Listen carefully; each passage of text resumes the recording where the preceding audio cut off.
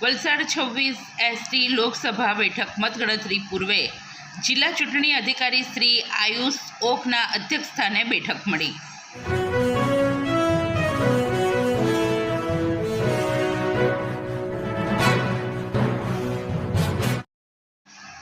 લોકસભાની સામાન્ય ચૂંટણી 2024 અંતર્ગત 26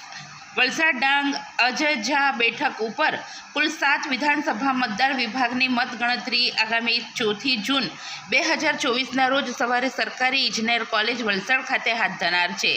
જેની પૂર્વ તૈયારીની સમીક્ષા બેઠક જિલ્લા ચૂંટણી અધિકારી વ કલેક્ટર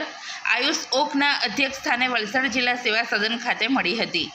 જેમાં વલસાડ પોલીસ અધિક્ષક શ્રી ડૉક્ટર કરણરાજ વાઘેલા પણ ઉપસ્થિત રહ્યા હતા. આ બેઠકમાં મતગણતરી શાંતિપૂર્ણ માહોલમાં સંપન્ન થાય અને કાયદો તથા વ્યવસ્થાની સ્થિતિ સુપેરે જળવાઈ રહે તે માટે સુચારુ આયોજનના ભાગરૂપે જરૂરી સૂચનો આપવામાં આવ્યા હતા. મતગણતરી પૂર્વે યોજાયેલી સમીક્ષા બેઠકમાં 7 વિધાનસભા બેઠકના તમામ મદદનીશ ચૂંટણી અધિકારીઓ અને ચૂંટણી કામગીરી સાથે સંકળાયેલા અધિકારીઓ તથા કર્મચારીઓને જિલ્લા ચૂંટણી અધિકારી શ્રી RO લેવલે કોમ્પ્યુટરાઇઝ રિઝલ્ટ તૈયાર કરવાની કામગીરી, ફાઇલિંગની કામગીરી, એનકોર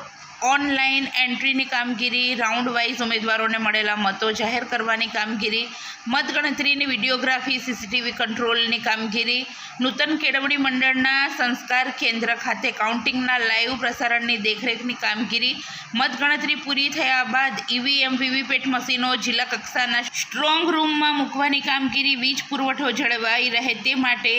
આરોગ્ય વિભાગ દ્વારા એમ્બ્યુલન્સ અને સાધનો સાથેની મેડિકલ કિટ ઉપલબ્ધ કરાવવાની કામગીરી સાથે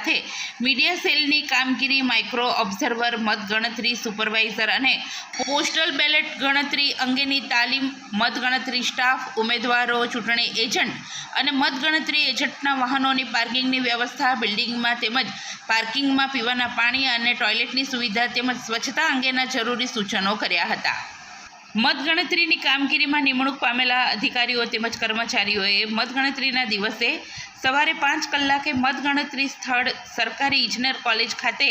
હાજર રહેવાનું રહેશે. ચૂંટણી આયોગની સૂચના અનુસાર મતગણતરી ખાતે મોબાઈલ ફોન પર કડક પ્રતિબંધ મૂકવામાં આવ્યો હોવાથી કોઈપણ અધિકારી કે કર્મચારી મોબાઈલ ફોન તથા અન્ય વસ્તુ સાથે લાવી શકશે નહીં, જે બાબતે વિશેષ કાળજી રાખવા જિલ્લા ચૂંટણી અધિકારીશ્રીએ અને જિલ્લા પોલીસ અધિક્ષકશ્રીએ ભાર મૂક્યો હતો.